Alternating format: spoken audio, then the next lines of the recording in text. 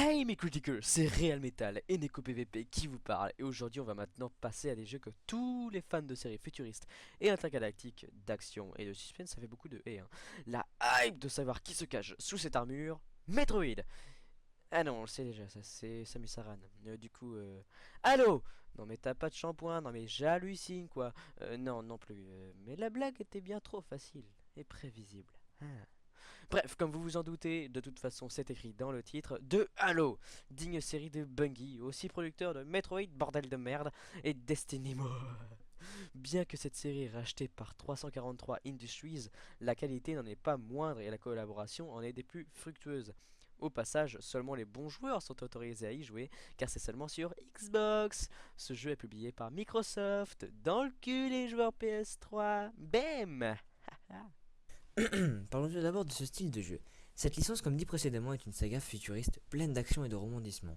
Vous êtes le Spartan Major John 117 et vous devez sauver la planète, ou du moins ce qu'il en reste.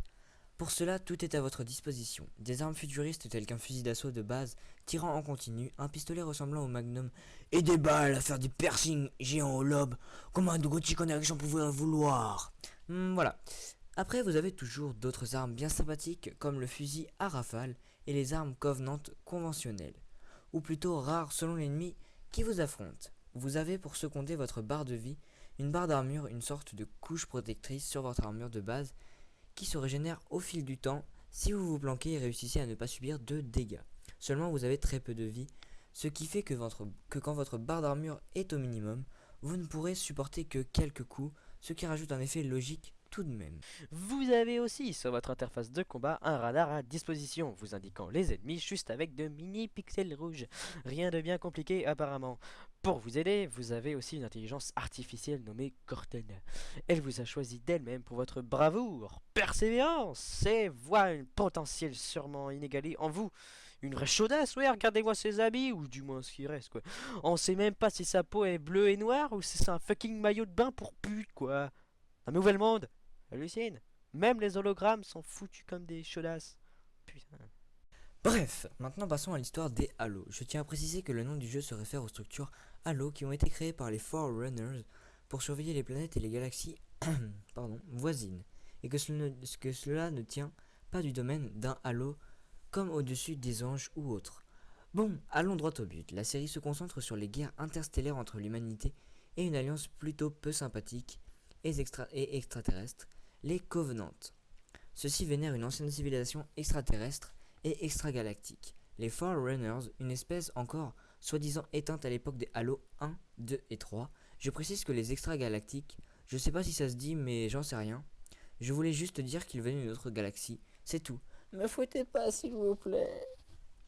T'inquiète pas, je viendrai te régler ton compte. Bref, vous êtes le Spartan Jeune 117. Vous devrez sauver d'une destruction plutôt imminente l'humanité en général. C'est tout gay, dis donc. Seulement les Covenants ne sont pas la seule menace, puisqu'à partir du Halo 3, les parasites vous attaquent, vous et les Covenants, mais eux ne vous tueront pas, mais s'empareront de votre corps si touché et fusionné avec eux. Cela rajoutant encore un ennemi à combattre. Hein, ça fait un peu comme dans Alien Predator, vous voyez, Alien versus Predator, voilà.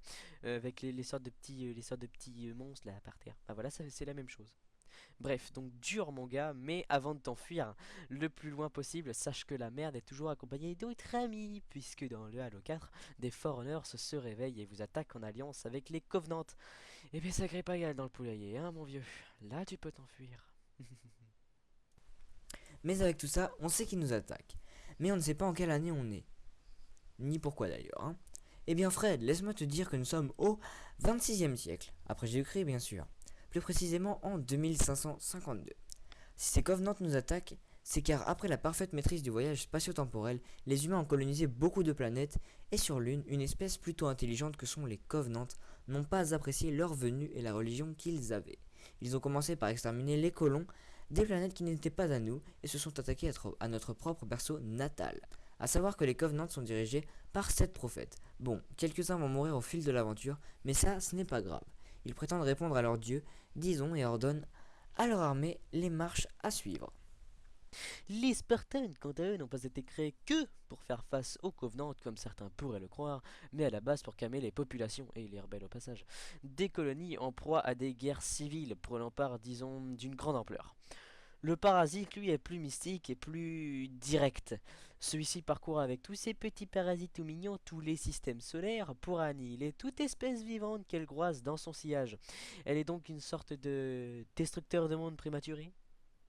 Je voudrais tout de même parler du nouveau Halo.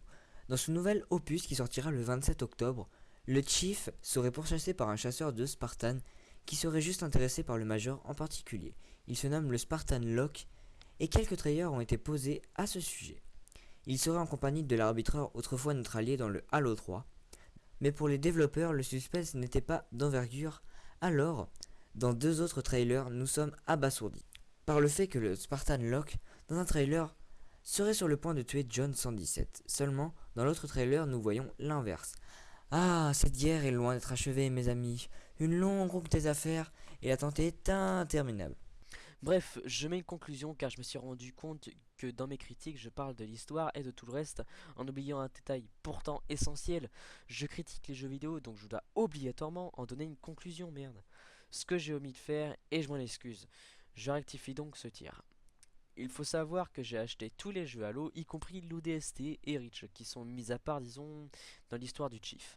Je n'ai pas par contre les jeux développés sur PC, donc les jeux en vue subjective de stratégie, les Spartan Assault et compagnie. Mais bref, c'est une série qui est très critiquée dans le sens de ses intrigues, et notamment comme pour le cinquième, qui promet un renversement magique et qui peut-être marque soit la fin d'une série magnifique, ou des rebondissements de plus belle pour un sixième chapitre. Qui sait, l'avenir nous le dira. En soi, les jeux sont bien scénarisés et imaginés, des suspens bien tenus et des respects de l'univers, disons en soi, futuriste et Michael Bay de la chose. Excusez-moi de l'accent. La vue FPS est bien gérée, malgré une interface un peu léger, sans être vraiment détaillée, en n'ayant que le strict minimum pour nous indiquer au moins notre vie, santé, armure, munitions et radar. Mais j'attends plus de leur part, plus de détails et de surprises. Sinon, avis aux amateurs de guerre futuriste plutôt penchés, solo que multi, ce jeu est une claque visuelle et une avancée dans les jeux de guerre FPS, comparé aux jeux Call of Duty, qui sont plus développés en action rapide et brève dans un contexte de guerre moderne. C'est un univers totalement opposé dans l'espace et le gameplay en est aussi bien différent. Habitué au combat rapide, vous serez déçu non par le fait que ce ne soit pas dynamique, mais au contraire par le fait que deux balles ne suffiront pas au Covenant tueur. De base. Je ne parle pas des petits moustiques en haut comme trois pommes, qu'on en soit bien clair. Nous vous remercions beaucoup de nous avoir écoutés et nous espérons vous avoir donné des informations sur des jeux que vous connaissez ou dont vous avez déjà entendu parler. Alors n'hésitez pas, vous souhaitez enrichir votre connaissance des jeux vidéo, envoyez-nous un commentaire. Abonnez-vous et aimez, c'était Real Metal et Neko PVP pour vous servir. Voici deux de nos autres vidéos Oui, vidéo, oui, vidéo, oui, vidéo. que tu peux regarder si tu l'oses. Oui, si tu l'oses, oui, si tu l'oses, oui, si tu l'oses. Tu trouves pas que ça fait un petit nom de maladie quand même, toi? Ah oui, c'est pas faux.